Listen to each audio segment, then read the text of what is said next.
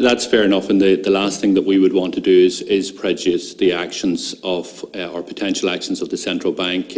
But we do, as taxpayers, as members of the public, when we see what happened in Davies, when we see a fine being issued of €4.1 million, but yet the CEO who was involved in this, continuing in his position for many years, individuals profiting as a result of this. We want to know whether the central bank has concluded its enforcement action or if there is potential for individual sanctions in relation to this. And to clarify to the committee, does the resignation from J&E Davy prevent the central bank from pursuing individual accountability in relation to these matters, if it so wished? So there's a number of different component parts to answering your question, Deputy, so forgive me. I don't wish to be unhelpful, but I will repeat that this is very much a live supervisory matter, and I appreciate and understand the legitimate concern that you have about some of these issues, but I can't be drawn in terms of possible regulatory actions. What I can tell you is that the administrative sanctions procedure is a procedure that is a punishment-based procedure.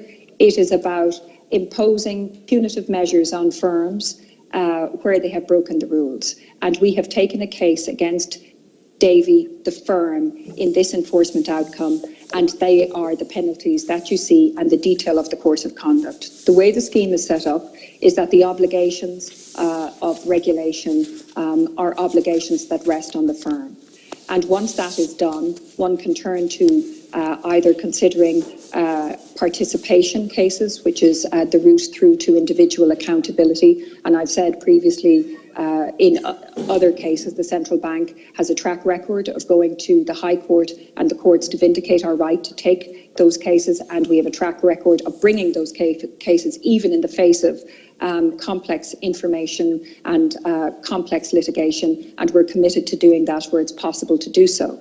There are other options that the central bank have, as I know the Deputy is aware. It's the fitness and probity option. That is a protective scheme. It's not a punishment-based scheme. It's about ensuring that those who hold senior roles in financial services have the requisite degree of skill, competence, integrity, etc. And there is a challenge when people are not in the system that they will face when they come back in or seek to come back into the system, where any information adverse to their integrity, competence or capability will be used against them, or where people are in situ, there's an option to remove it. But a very important option too is Section 21. It's the third pillar of that scheme, where the firms themselves are held accountable and responsible for ensuring the people who work for them are fit and proper. And that is an important part of that too. And we do say, I note, that Davies themselves have come out and confirmed that none of the persons associated with this transaction are now working for them. And on that last point, Ms Rowland, and obviously that was well after, a week after this sanction was announced by the central bank. Did the central bank encourage Davies to enact that third pillar to ensure that nobody that was involved as part of this consortium of 16 was currently working? Because after your announcement, the CEO of Davy was still in his position, Mr McKiernan. So, Deputy, I can't be drawn on specifics with firms. These are firm-specific conversations, and you'll appreciate from our very many appearances before this committee and your diligent questioning of us that I can't get drawn into these details. Suffice, what I can say is that I believe that the Central Bank of Ireland's resolute pursuit of this action, our diligent investigation, our laying bare of the detail, are dealing with very highly able, litigious challenges throughout this investigation, and resolutely pursuing it to the end demonstrates our commitment to holding firms to account. And that, associated with our concurrent assertive supervision to demand change that Davies have already publicly cited as having occurred, it is part of our ongoing work, and we are already focused on these issues in a very live and dynamic environment. During your 6-year investigation into this issue, did you uncover anything that you felt that you needed to refer to the Gardaí or the Office of Director Corporate Enforcement, and have you done so? During the course of this investigation, the Central Bank mixed competence teams of lawyers, accountants and investigators in enforcement acquire the evidence, they consider the rule breaches, and they look to see if our reporting obligations, as do our supervisors, if our reporting obligations to report suspicions of criminal offences to other agencies are engaged. During the course of this investigation, we did not form views that there were criminal reports to be made to other agencies. But Deputy, now that the full details of the investigation and the facts upon which they are based are out into the public domain, we are very satisfied to engage with other agencies who may see relevant role with them. We've already had tentative engagements with some, and we will make sure that there's a very fulsome engagement in near term. Ms Rowland, you made the point in relation to that Davy have stated that none of the 16 employees are currently with J&E Davy. This is a comment that was echoed by the Finance Minister this morning, but you will be aware that a number of those individuals involved in this consortium are with other companies within this group. So Brian McKiernan, the former CEO, the Deputy Chairman Kieran McLaughlin and the Head of Bonds Barry Nangle, which was all central to this issue, are also directors of both White Note Limited, which holds the majority shares in J&E Davy shareholding, the parent company of J&E Davy, and Amber Note Unlimited and Ailment Investments, which hold voting rights in White Note Limited. And this confers on them significant say and power over the activities of Davies to those individuals that were involved in the transaction. And this is mapped out quite excellently by the currency over the last 24 hours. So can I ask you, does the Central Bank regulate any of those structures that I've mentioned, which are located in the state, in Isle of Man and in Gibraltar? And are you satisfied that these individuals who are involved in this transaction, you talked about fitness and probity, should continue to operate as directors in those holding companies with voting rights and influence in relation to J&E Davy? So, Deputy, you've listed a number of companies, the list of which I don't have in front of me, and what I can tell you in general terms, because again, I can't be drawn into specifics. The Central Bank of Ireland has very serious roles about authorising firms. It also has very serious powers with respect to the fitness and probity of the individuals who have senior roles in those firms, influencing the conduct of that firm, the way they run their business, and we take those obligations very seriously. As a general comment, Deputy, we also will have roles with scrutinising shareholding at certain thresholds against certain specified criteria for regulated entities.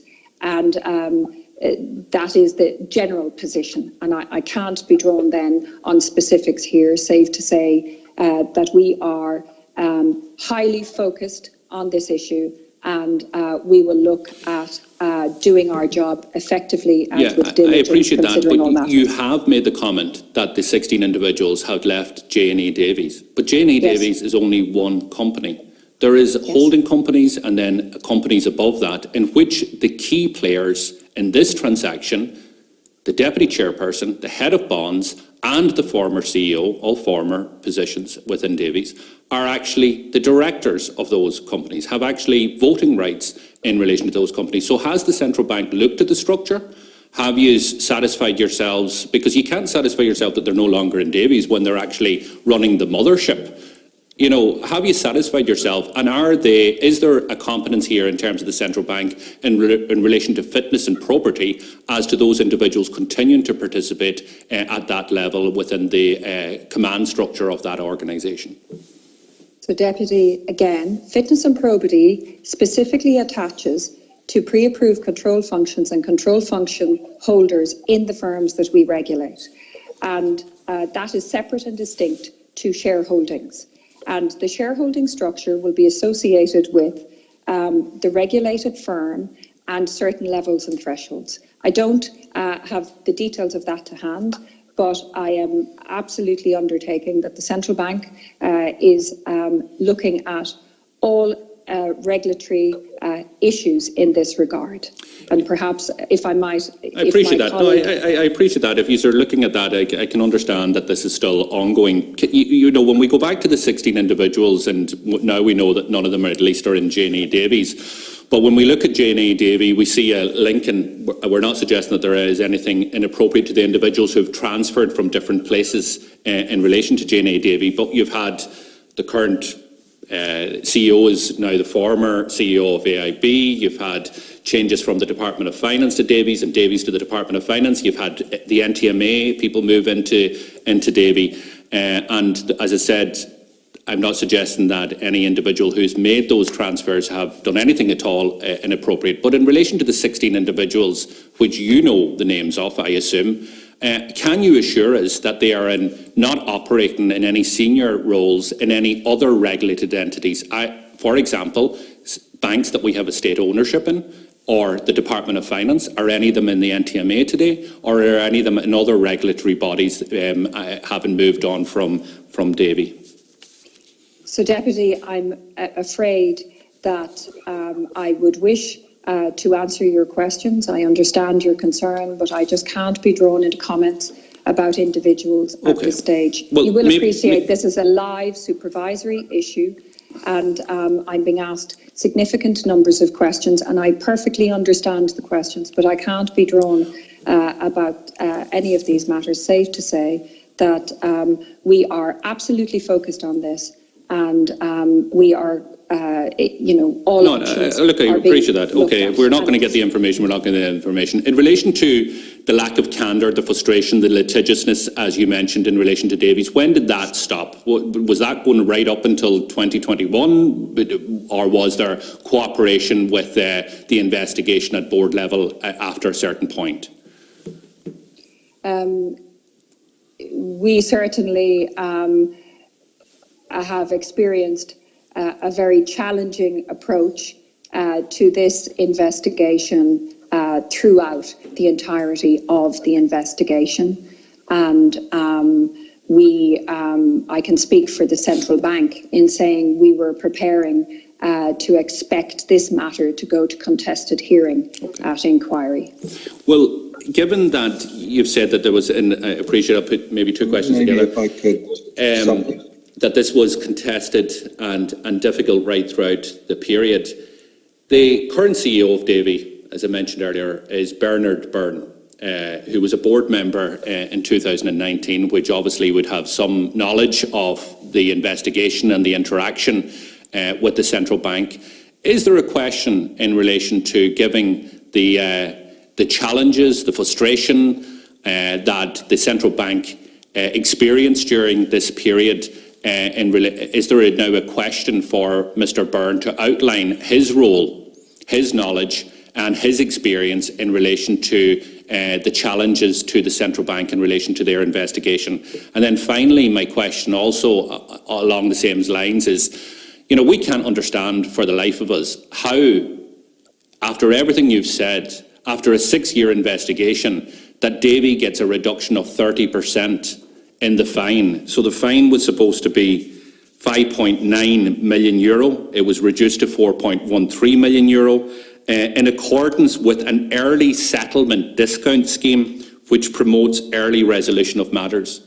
Now, 6 years, challenges, lack of candour, misleading, threatening to go to court, in my view, or in anyone's book, isn't early settlement of the discounts and shouldn't be rewarded, but with a 30% reduction in that matter. So maybe you could explain that to the committee members. Thank you. I will. Deputy, I propose to answer your second question first, and perhaps ask my colleague Ed Sibley to come in with respect to your first question in respect to the interim CEO. And I will tell you, Deputy, that the Central Bank of Ireland has clearly set out, which is very similar to the criminal law schemes where discounts are applied for guilty pleas to avoid hearings at court.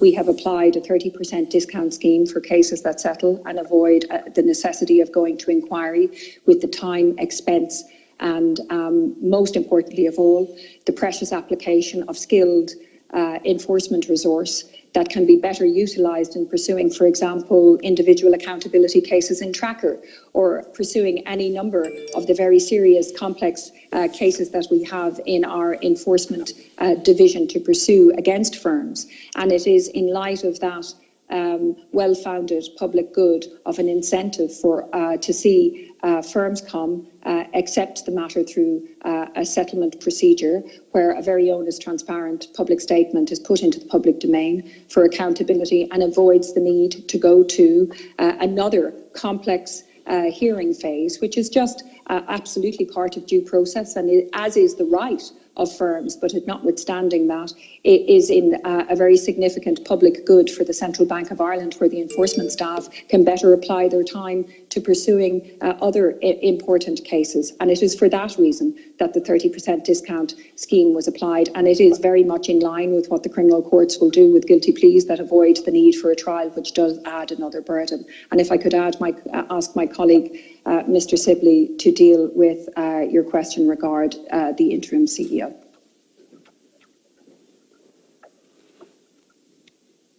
So clearly there are very significant issues that we've talked about here in relation to Davies. Some of those are historical, some of those are evidence in terms of the ongoing discussion that we're having and what's happened even in terms of the last week.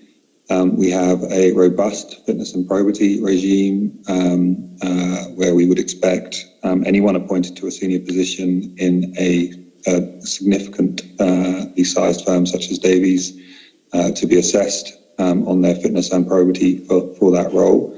I won't comment on the specifics of the individual, but I would expect anyone to be put forward for the CEO role in Davies to be shown to be able to demonstrate that they're fit and proper for the role. Clearly, where they have coming from inside a firm that has had difficulties, they will have to account for their role in relation to those difficulties that the firm has experienced. Thanks, Mr. Sibley. Deputy Richmond.